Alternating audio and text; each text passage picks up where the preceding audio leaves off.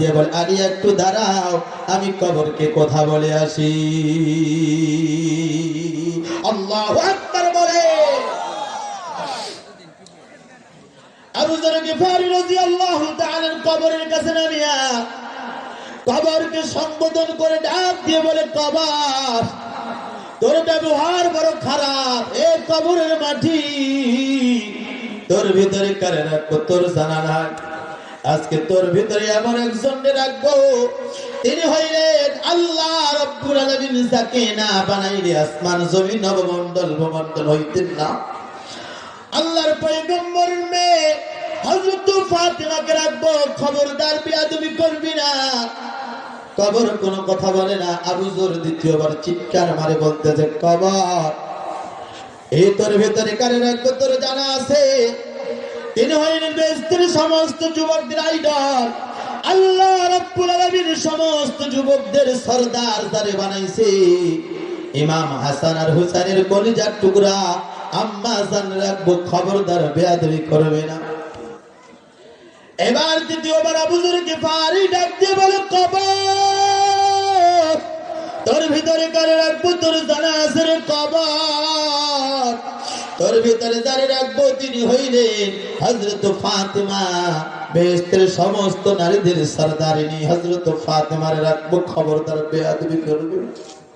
আবু যর চতুর্থবার ডাক দিয়ে বলে, কবর, তোর ভিতরে কারে রাখবো তোর জানা আছে রে? কবর, এই কবর, তোর ভিতরে যারে রাখবো তিনি হইলেন আসাদুল্লাহিল গালিব।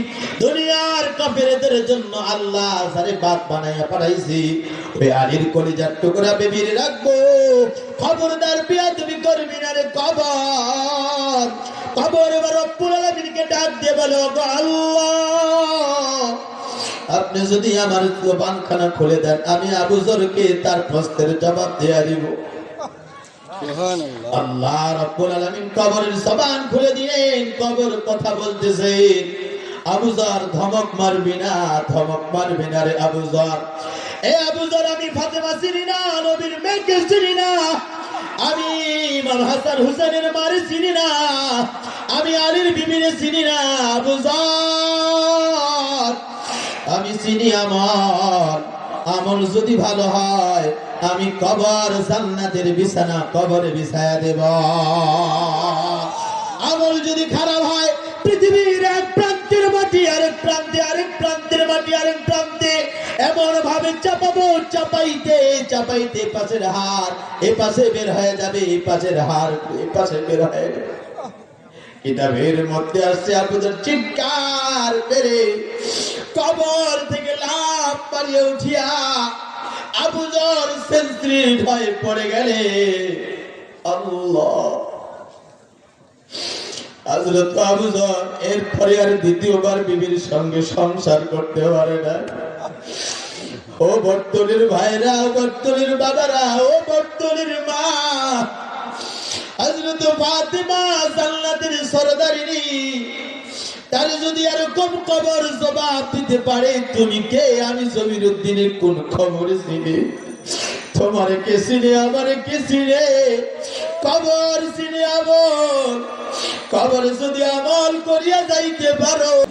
সর্বোপরি সেই মহান মনি রব্বুল আলামিনের দরবারে শুকরিয়া আদায় করছি যে আল্লাহ তাবারক তাআলা আমাকে এবং আপনাদেরকে এই কোন শীতে আল্লাহ রব্বুল আলামিন কবুল করে আমাকে এবং আপনাদেরকে কিছু সময়ের জন্য এই মহতি মজমার মধ্যে কিছু সময় কুরবানি করে আসার, বসার, কিছু কথা বলবার এবং শ্রবণ করার জন্য যে আল্লাহ তাআলা তৌফিক এবং সুযোগ দিয়েছেন, ওই আল্লাহ তাআলা দরবারে আপনারা খুশি না বেজার? জোরে আওয়াজ দিয়ে বলেন, খুশি না বেজার? ওই আল্লাহ তাআলা দরবারে জবান করে কালিমাতু শুকরিয়া আদায় করছি, চিৎকার মারে পড়ছি আলহামদুলিল্লাহ। আপনাদের যে পরিমাণ আওয়াজ, আমার মনে হয় না আপনারা খুশি। আপনাকে আজকের প্রোগ্রামে খুশি, এই মাহফিলে খুশি? ওই পিছনের ভাইরা কথা কয় না, জোরে বলেন আলহামদুলিল্লাহ। প্রতি বছর আপনাদের এই মাঠে না আরেক মাঠে কথা বলে যাই আমি। এবারেও আসছি আপনাদের মাঝে কিছু কথা বলার জন্য। যতটুকু সময় পাবো ইনশাআল্লাহ, আল্লাহ তাআলা যদি তৌফিক দান করে, কোরআনুল হাকিম থেকে দুইটা আয়াত তেলাওয়াত করেছি, রাসূলের হাদিস থেকে একটা হাদিস পড়েছি। সংক্ষিপ্ত আলোচনা করে বিদায় নিব। দূর থেকে সুদূর ঢাকা থেকে প্রধান মেহমান আসছেন। মূলত দক্ষিণ অঞ্চলের হুজুররা এই সিজনে প্রোগ্রাম করতে চায় না পঞ্চগড়ে। কেন? পঞ্চগড়ের অবস্থান ভালোই জানেন, পঞ্চগড়ে আসলে একটা মানুষ সুস্থ থাকতে পারে না। এজন্যই পঞ্চগড়ের প্রোগ্রাম দক্ষিণ অঞ্চলের হুজুররা কমই নেই। তারপরে আজকে যিনি প্রধান মেহমান আসছেন ঢাকা থেকে আসছেন, তো ওনাকে কষ্ট দেওয়া যাবে না। উনি যেন অতি তাড়াতাড়ি আমরাও শেষ করে উনি যেন বয়ান দিয়ে আপনাদেরকে যেন সুমধুর কণ্ঠে সুন্দর আলোচনা করে যেতে পারে, পরবর্তী যেন পঞ্চগড়ের কথা বলতে পারে যে পঞ্চগড় প্রোগ্রাম করে আসছিলাম। কিন্তু আজকের এই বিশাল এই প্যান্ডেলে যেই পরিমাণ মানুষ, আমার মনে হয় না যে আজকের প্রধান মেহমান খুশি হবে। এজন্যই যারা দোকানে পাশারে বাড়িতে গাড়িতে যেখানে সেখানে আছেন, আমি অনুরোধ করবো, আমি এলাকার সন্তান, আপনাদের হাতে ধরে পায়ে ধরে বলতেছি, যুবক ভাইয়েরা আপনারা জান্নাতে সামিয়ানা নিচে এসে বসে যান। প্রধান মেহমান যেন আমাদের এই চরিত্র থেকে খুশি হয়ে উনি যেন পুরো বাংলায় পঞ্চগড়ের কথা বলতে পারে। এজন্যই আজকের এই মাহফিল আমাদেরকে কামিয়াবি হওয়ার জন্য, করার জন্য দোয়া করতে হবে, ঠিক কিনা জোরে বলেন। আগে ওয়াজ মাহফিল গুলাতে মানুষ যেত হেদায়েতের জন্য, মানুষ যাইতো রুহের খোরাকের জন্য। এখন মাহফিল গুলা হয়েছে এক একটা মনে করেন মেলা। কি হ্যাঁ কথা বলে না? মনে হয় মাহফিল এখন মেলা হয়েছে, দোকান পাশারে ভর্তি হয়ে যায়। মাহফিলের প্যান্ডেলের চাইতে দেখবেন যে দোকানে পাশারে বাড়িতে গাড়িতে যেখানে সেখানে ঘোরা ফিরা, চানাচুর বাদাম চা নাস্তা খাইতে খাইতে মাহফিল শেষ হয়ে যায়। পরের দিন বাড়িতে যায় হুজুর এটা ওয়াজ করলো, এটা কি বয়ান হইলো? কি আবার কেউ আছে কিছু যুবক ভাই কথা দিয়ে আসছে, আজকে দেখা হইবে মাহফিলের মঞ্চে, তুমি তো এমনি আসতে পারো না, আজকে কই আইসো যে আজকে মাহফিলে যাইতেছে। দেখবেন নদীর ঘাটে যেখানে সেখানে দেখা সাক্ষাৎ হইতেছে। বললাম নাকি? আবার মাহফিল গুলাতে আগে হেদায়েতের কথা বলতো বক্তারা, শ্রোতারা শুনতো, নামাজ হইতো, পরিষ্কার হইতো, মুত্তাকি হইতো, নামাজ পড়তো। চাচা মিয়া আগে নামাজ পড়তো না, মাহফিল এসে নামাজ পড়তো। এখন মাহফিল গুলা হয় আমরাও এরকম হয়েছি আনকমন, যে বয়ান বক্তৃতার চেয়ে গান বাজনা, এরপরে গজল, এরপরে 28 ইঞ্চি 26 ইঞ্চি 25 ইঞ্চি বড় ছোট আন্ধা কানা ল্যাংড়া খোড়া বক্তার ওয়াজ শোনার জন্য সবাই পাগল হয়ে যায়। কি বলেন? ঠিক কিনা? কথা বলেন না কেন? প্রিয় ভাইরা, আজকে আলোচনা করবো, দুই একটা আয়াত তেলাওয়াত করেছি আমি। আজ আল্লাহ তাআলা যদি তৌফিক দান করে ইনশাআল্লাহ সংক্ষিপ্ত আলোচনা করে বিদায় নিব। মা তাওফিকি ইল্লা বিল্লাহ। মুসলমান ভাইরা রে আমার, সাউন্ডটা বাড়ায় দেন। আজ জান্নাতি সামিয়ানার নিচে আল্লাহ রাব্বুল আলামিন নিয়ে আসলেন, বরং আমরা নিজেরাই আসতে পারি নাই। কত মানুষ আছে দূর দূরান্ত থেকে এসে এই মাহফিলের মধ্যে বসে গেছে। আবার দেখা যায় স্কুলের পাশের চাচা মাহফিলে আসতে পারে না।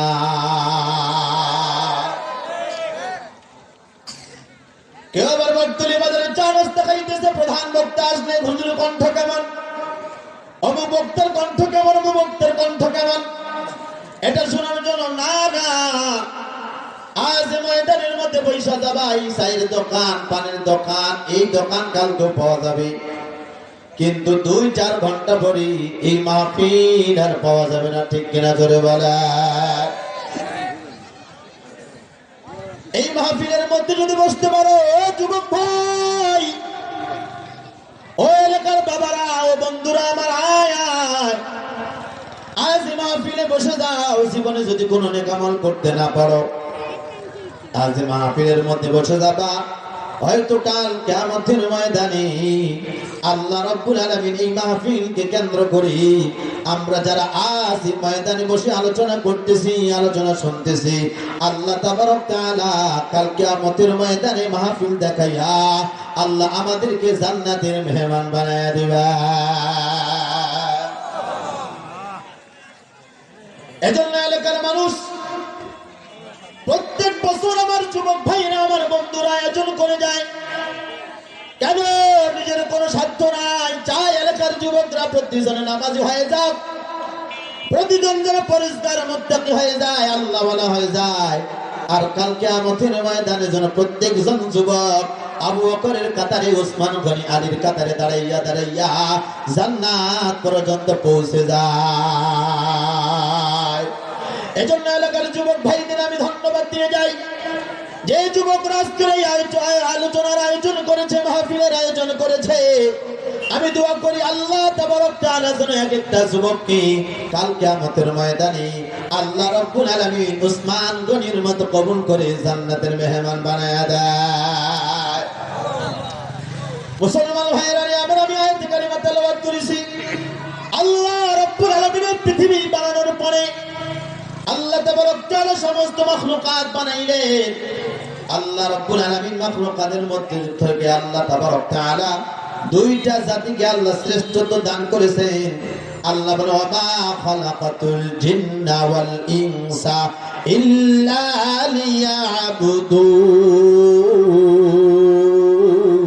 লিয়াবুদুন। আল্লাহু আকবার। আল্লাহ রাব্বুল আলামিন বলে আমি দুইটা জাতিকে শ্রেষ্ঠত্ব দান করেছি, একটা হলো মানুষ জাতি, আরেকটা হলো জিন জাতি। এই দুই জাতির মধ্যে আরেক জাতিকে আল্লাহ তাআলা শ্রেষ্ঠত্ব দান করেছেন, ক্ষমতা দিয়েছেন। মানুষের যে পরিমাণ ক্ষমতা আছে, এই পরিমাণ ক্ষমতা আল্লাহ রাব্বুল আলামিন পৃথিবীর কোন প্রাণীকে, কোন জীবজন্তুকে আল্লাহ দেন নাই। একটা মানুষ একটা প্লেন চালায়, একটা মানুষ একটা ট্রেন চালায়, যে ট্রেনের বগির করে হিসাব নাই। আবার দেখা যায় এই ছোট্ট একটা মানুষ বিরাট আকারে একটা হাতি নিয়ন্ত্রণ করে। মাউদ হাতির পিঠে চড়ে থাকে, পা দিয়ে যেদিকে বলে, যেই কথায় বলে বলিস না, 500 টাকার নিচে ঘর নেওয়া যাবে না। হাতি রাস্তা ছাড়ে না, ঠিক কিনা জোরে বলেন? একজন বন্দুক ঠেকাইয়া 500 টাকা নেয়, আর একজন হাতির নল ঠেকাইয়া 500 টাকা নেয়। বলেন তো দুইটার মধ্যে কোনো পার্থক্য আছে নাকি? আছে নাকি? ওইটাও কথা বলছি আমি। জমিরুদ্দিন দাইসা এই দোকানে বৈশা বলে যে, এই দোকানদারেরা আমারে আজকে থেকে 500 টাকা দিবা, না দিলে তোমাদের চামড়া থাকবে না। সকল দোকানদার মিললে যদি আমারও চামড়া তুলে দেয়, আমাদের কি হইবে? হ্যাঁ, তো হাতিওয়ালাই এখন চামড়া তুলে শুরু করছে। আল্লাহ তাআলা নিয়ন্ত্রণে দিয়ে দিছে, পা লড়াই, খবরদার নিস না। আবার তো ছাড়ে দেয়, তখন ছাইড়া দেয়। কি ঠিক কিনা জোরে বলেন? ঠিক কিনা? অথচ ওই হাতির সুরটা দিয়ে পাচাইয়া নিচে ফালাইয়া যদি খালি পাটা উঠাইয়া দেয় বডির উপরে, বলেন তো ওই মাহমুদের আর অবস্থা থাকবে? হ্যাঁ, দেয় না কেন? আসমানের মালিক বলে দিয়েছে, খবরদার এই প্রাণীরা, আমি ওই মানুষকে আশরাফুল মাখলুকাত বানাইছি, আমি তাকে শ্রেষ্ঠত্ব দান করেছি। খবরদার খবরদার, ওই যদি বলে বসে যা, তুই বসে যাবি। ওই যদি বলে উঠে যা, তুই উঠে যাবি। ও যদি বলে দাঁড়ায় থাক, তুই দাঁড়ায় থাকবি। কেন? আমি আল্লাহ রাব্বুল আলামিন মানুষের ক্ষমতা দিলাম। আজ এই মানুষ ক্ষমতা পাইয়া, সেই আল্লাহ তারে ক্ষমতা দিল। ওই ক্ষমতা পাওয়ার পরে মানুষ ওই আল্লাহরে চিনে না। ঠিক কিনা যারা বলে? যদি মানুষ আল্লাহকে চিনত, এই মাহফিলের কানায় কানায় ভরে যাইত, চায়ের দোকান, পানের দোকানে কেউ থাকতো না। তখন বুঝে আসবে যখন এই দুনিয়া ত্যাগ করিয়া পরকালে যাওয়া লাগবে। আল্লাহ বলেন কুল্লু নাফসিন যায়িকাতুল মাউত। আল্লাহ রাব্বুল আলামিন জানেন প্রাণী সকলকে আমি রব্বুল আলামিনের মৃত্যুর স্বাদ বরণ করা লাগবে, তোমাদেরকে মরা লাগবে। অবশ্যই তোমাদের কাছে আল্লাহ আরেক আয়াতের মধ্যে বলে নাই, নামা তাকুনু ইউদরিকুমুল মাউত ওয়ালাউ কুনতুম ফি বুরুজিন মুশাইয়াদা। রব্বুল আলামিন জানায় দে বান্দা, তুমি যদি সপ্তম আসমানের উপরেও যাও, সপ্তম জমিনের তলেও যদি যাও, আর যদি তুমি একটা ক্লাসের ঘরের মধ্যে আবদ্ধ হইয়া ওই জায়গার মধ্যে যদি লুকায়া থাকো, তাহলে জেনে রাখবা বান্দা, ইউদিরিকুল মাউত, তোমার সঙ্গে আমার মৃত্যু নামের মৃত্যু সাক্ষাৎ করবে। তোমাকে মারাই লাগবে। এজন্য কবিতা ডাক দিয়ে বলেন, যথাই তুমি পালাও সিঁড়ি, মরণ তোমায় লইবে ঘিরি। যদিও যাও আকাশ পথে, তবে তুমি পালাও সিঁড়ি। ও বন্ধুরা আমার, ও বর্তমানের ভাইরা, বাজারের মধ্যে মানুষ একটা মোবাইল কিনলে মোবাইলের গ্যারান্টি পাওয়া যায়, কাপড় কিনলে কাপড়ের গ্যারান্টি পাওয়া যায়। যেই জিনিসটা কিনবে বাজারের মধ্যে গ্যারান্টি ছাড়া মানুষ কেনে না। কিন্তু এই বডিটার মধ্যে 365 খানা জোড়া আছে। আমি আপনাদের প্রশ্ন করতে চাই, বলেন এই বডিটার কোনো গ্যারান্টি আছে নাকি? গত পরশুদিন সচিবালয়ের মধ্যে আগুন লেগে গেল। আগুন তো এখন জমিনে লাগে না, আগুন লাগে আসমানে। এই কথা বলেন না কেন? আগুন কি জমিনে লাগে? আগে তো আগুন লাগতো মানুষের ঘরের চুলা থেকে আগুন লাগতো। এখন 10 তলায় আগুন লাগে, 1 তলা 2 তলা 3 তলা 4 তলা 5 তলা পায় না, লাগে 10 তলা। আগুন কেমনে গেল? উড়াইয়া গেছে। আর জুড়াইয়া পয়সা সব সচিবালয়ের ফাইল পত্র পুইরা সারাখান করে দিল। কারা এই কাজ করলো? এই দালালরা আছে না? হ্যাঁ, তাহলে আগুন এখন জমিনে ধরে না, ধরে কোথায়? 10 তলা। আগুন নিবানোর জন্য ফায়ার সার্ভিসের ভাই গেল। যেই ভাইটা 1 মিনিট আগে জানতো না এই আগুন নিবানোর চাইতে আমার লাশ পড়ে যাবে, বাবার একমাত্র সন্তান একটাই ছেলে, আগুন নিবানো চাইতে ট্রাক চাপা দিয়ে আল্লাহর বান্দা বিদায় হয়ে চলে। কল্পনা করেন আজকের আগুনটাই বুঝি আমার জীবনের শেষ আগুন। জীবনে যদি কল্পনা করে জানতে পারতো আজ আমার ওই জায়গার মধ্যে মৃত্যু হবে, যাইতে পারবে কি? যাইতো না? যাইতো না। আমি জমিরউদ্দিন বয়ান করতেছি, হয়তো আগামীকাল আপনারা শুনবেন জমিরউদ্দিন হুজুর আর নাই। প্রতি বছর এসে এসে বয়ান করে যায়, কে আজ রাত্রের মধ্যে বিদায় হয়ে চলে গেল। আমি শুনলাম মা বোনেরা এসেছে, মা বোনদের কথা বলে যাব, যুবকদের কথা বলে যাব। ও যুবক ভাই, এই জন্য নিঃশ্বাসের কিন্তু বিশ্বাস নাই। আল্লাহ রাব্বুল আলামিন যখন তোমারে আমারে টান দিবে, আর কিন্তু ভালো হওয়ার সুযোগ নাই। এজন্য কবি ডাক দিয়ে বলে, সময় থাকতে বান্ধ কাঠুরি, রাস্তা বহু দূর হায়, আজবি জানা কালবি জানা, জানা তো একদিন হায়। মুসলমান ভাইরা রে আমার, আল্লাহর পয়গম্বরের মেয়ে হযরত ফাতিমাতুজ জোহরা রাদিয়াল্লাহু তাআলা রমজানুল মুবারক, রমজান মাস পুরা মাস রোজা রাখতেছিল। রাত্রে বেলা পয়গম্বর স্বপ্নে দেখায়, ও আম্মা জান, আজ তুমি তোমার স্বামীর সঙ্গে রাত্রি বেলা সেহরি করবা, সেহরি খাবা, আর ইফতারিটা হবে আমি জনাবে মুহাম্মদুর রাসূলুল্লাহ সাল্লাল্লাহু আলাইহি সাল্লামের সঙ্গে জান্নাতের দস্তরখানার মধ্যে। জোরে বলেন সুবহানাল্লাহ, আরে জোরে বলেন সুবহানাল্লাহ। ফাতিমাতুজ জোহরা রাত্রি বেলায় স্বপ্নে দেখলেন, আব্বা জান স্বপ্নের মধ্যে বলতেছে, মা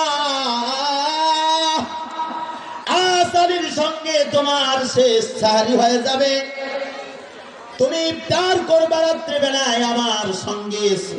যখন ইফতারের সময় হবে তুমি আমার সঙ্গে এসে জান্নাতের মধ্যে বাবা আর মেয়ে আমরা একসঙ্গে জান্নাতের দস্তরখানায় ইফতার করব। সাহারি শেষ হয়ে গেল। সাহারি শেষ হওয়ার পরে ফজরের আযান হইল। ফজরের আযান হওয়ার পরে হযরত আলী রাদিয়াল্লাহু তাআলা নামাজ পড়তে চলে গেলেন। মসজিদের মধ্যে নামাজ হইল। নামাজ হওয়ার পরে আলী রাদিয়াল্লাহু তাআলা বাড়ির মধ্যে আসলেন। আসার পরে দেখতেছেন হযরত ফাতিমাতুজ জোহরা প্রতিদিন ফজরের নামাজ পড়ার পরে ইশরাক নামাজ পড়ে, জিকির আজকার করে, ইশরাকের পরে উঠিয়া সংসারের যাবতীয় কাজ কারবার করে। কিন্তু আজ ফাতেমা হযরত আলীর কলিজার টুকরা বিবি আজ ইশরাকের নামাজ পড়ে নাই। ফজরের নামাজ শেষ করার সঙ্গে সঙ্গে বাড়ির যত কাপড় ছিল সব কাপড়গুলি একেবারে টিবলের পাশে বড় এক বালতির মধ্যে ভিজায় দিয়েছি। আর বড় এক পাতিল দিয়ে অনেকগুলি আটা ভিজিয়ে দিয়েছে রুটি বানাবে। এদিকে হযরত ফাতেমার শরীরে দীর্ঘদিন থেকে এত জ্বর এত জ্বর এত জ্বর, আজকের দিনও আবার জ্বর বেড়ে গেছে। হযরত আলী বাড়িতে এসে দেখে ফাতেমার শরীরের মধ্যে 110 ডিগ্রি জ্বর চলতেছে। কিন্তু ফাতেমা এরপরে অনেকগুলি কাপড় ভিজাইয়া দিলেন।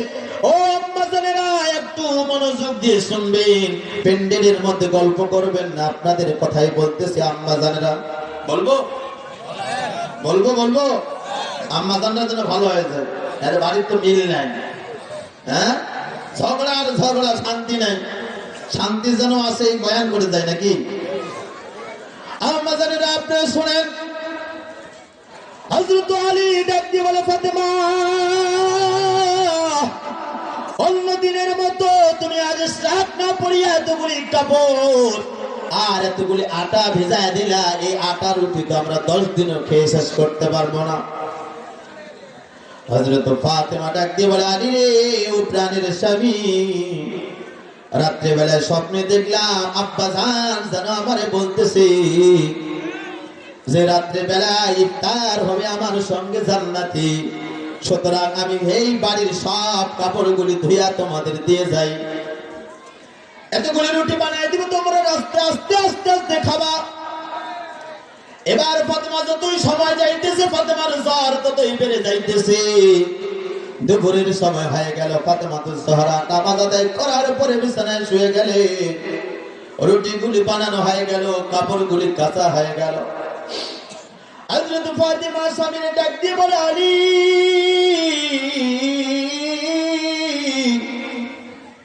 তুমি আমার স্বামী, আমি তোমার বিবি। আল্লাহ রাসূল বলেছেন, আমার আব্বা জান, আল মারআতু ইযা সাল্লাত খামসাহা ওয়া সামাত শাহরাহা ওয়া আহসানাত ফারজাহা ফালতাদখুল মিন আবওয়াবিল জান্নাতি শার।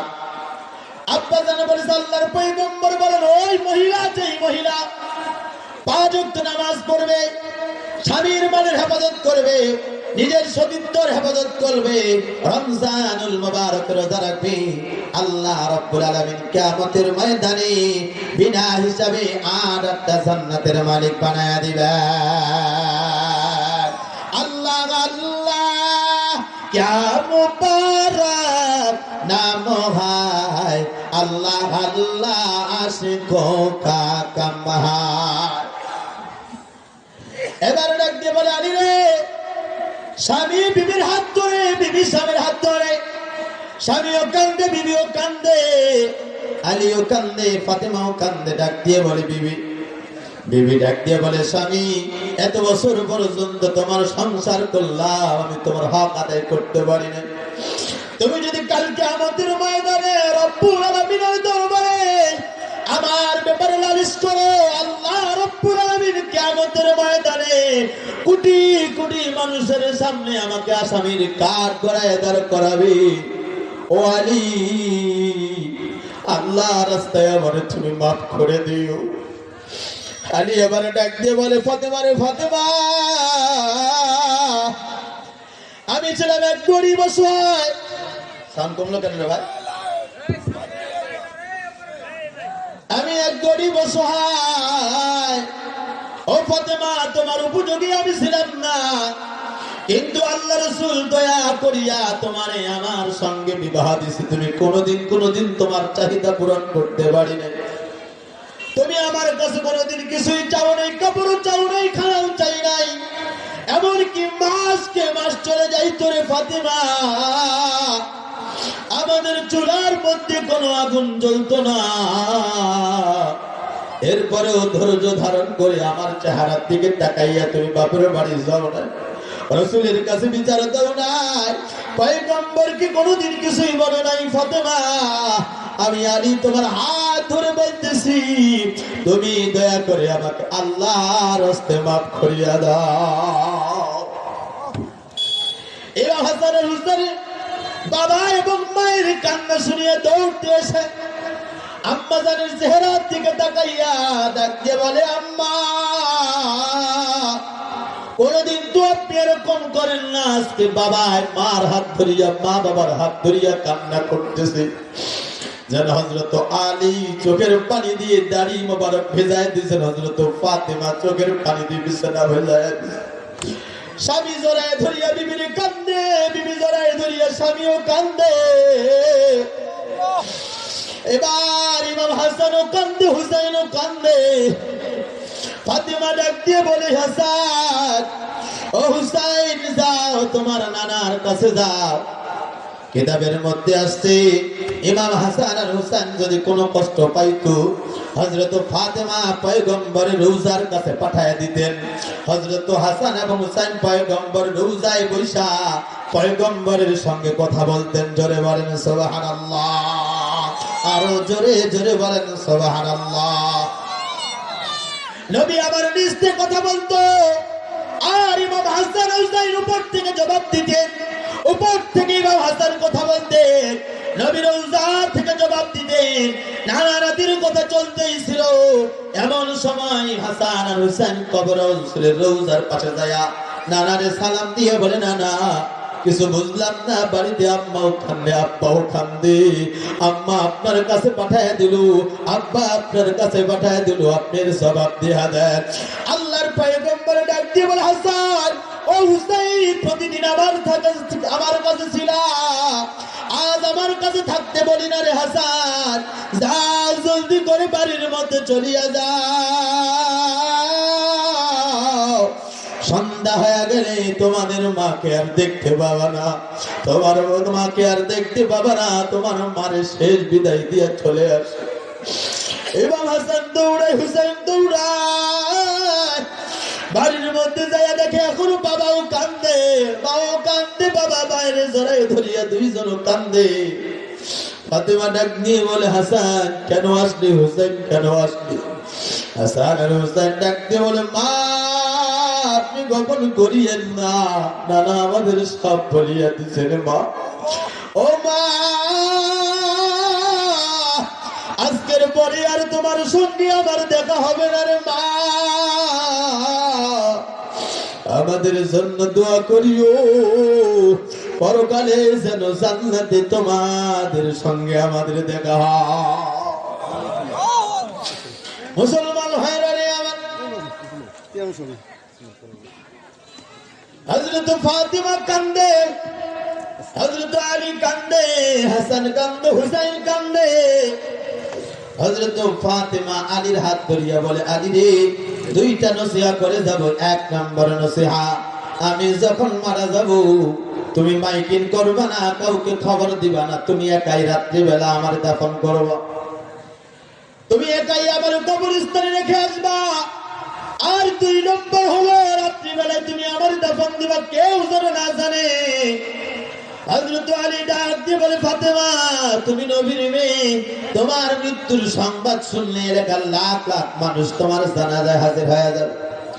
ফাতেমা ডাক দিয়ে বলে, আলী রে আমি নবীর মেয়ে, জীবনেও কেউ আমারে দেখে নাই, আমি কাউরে দেখে নাই, তুমি যদি দিনের বেলা আমার দাফন দাও তাহলে পৃথিবীর মানুষ বলবে আল্লাহর পয়গম্বরের মেয়ে এত বড় উঁচা ছিল, এত বড় লম্বা ছিল, এত রকম মোটা ছিল, এরকম পাতলা ছিল, দেখা মানুষ অনুভব করবে। এজন্য খবরদার কোন মানুষ যেন না জানে তুমি আমার রাত্রি বেলায় দাফন দিয়ে দিবা, একাই একাই যাবা, তোমার সঙ্গে আমার কলিজার টুকরা হাসান আর হুসাইন থাকবি। সুবহানাল্লাহ। রাত ঘনিয়ে আসতেছে, মাগরিবের সময় হয়ে যাইতেছে। ফাতেমা রাদিয়াল্লাহু তাআলা মুহূর্তের মধ্যে আলীর কাছে বিদায় নিয়ে হাসান হুসাইনের কাছে বিদায় নিয়ে ইন্তেকাল করলেন। রাত হয়ে গেল, হযরত আলী টেনশনে আছে যে এই খাটনিটা উবানোর জন্য কমপক্ষে দুইটা মানুষের দরকার। হাসান হোসেন ছোট দুইজন ভাই, খাটনি কান্দে নেওয়ার মতো কোনো ক্ষমতা নাই। এ খাটনি কে কান্দে নিবে? রাত নয় চিন্তা করতে করতে রাত 10টা বাজতেছে। 10টা বাজার সময় দেখতেছে একজন সাহাবী, তার নাম আবু যার গিফারি রাদিয়াল্লাহু তাআলা আন, হাতের মধ্যে একটা কোদাল নিয়া হযরত আলীর বাড়ির গেটের কাছে এসে নক করতেছে, আলী আসসালামু আলাইকুম ওয়া রাহমাতুল্লাহ। হযরত আলী দৌড় দিয়ে বাড়ির গেটের দরজা খুলিয়া ডাক দিয়ে বলে, আলী। এবার ডাক দিয়ে বলে, আলী ও আবু যার, হযরত ফাতিমা ইন্তেকাল করেছে, রাত্রি বেলায় কেউ জানে না রে, তুমি কেমনে খবর পাইলা আমার ফাতিমা ইন্তেকাল করেছে, আর তুমি কেমনে আমার দরবারে আসলা? আবু যার গিফারি ডাক দিয়ে বলে, আলী রে, আমি আবু যার দাওয়াত ছাড়া কারো বাড়িতে যাই না রে আলী। প্রতিদিন আমি নামাজ পড়ি, আসার নামাজ পড়ার পরে আমি ঘুমায় যাই। প্রতিদিনের ন্যায় আমি আজকে ঘুমাইতেছিলাম, এশার নামাজ পড়ে আমি শুয়ে গেলাম, আমার চোখের মধ্যে ঘুম আসবে ভাব। এমন সময় পয়গম্বর আমার শিয়রে এসে বলতেছে, আবু যার, এ আবু যার, আর ঘুমাইও না রে আবু যার, আমার আলী বড় বিপদে, আমার ফাতেমা নাই, আমার সঙ্গে জান্নাতে ইফতার করেছে, আমার ফাতেমারে দাফন দেওয়া লাগে, খাটনি ধরার মতো কেউ নাই রে আলী। আবু যার, তাড়াতাড়ি আমার আলীর বাড়িতে যাও।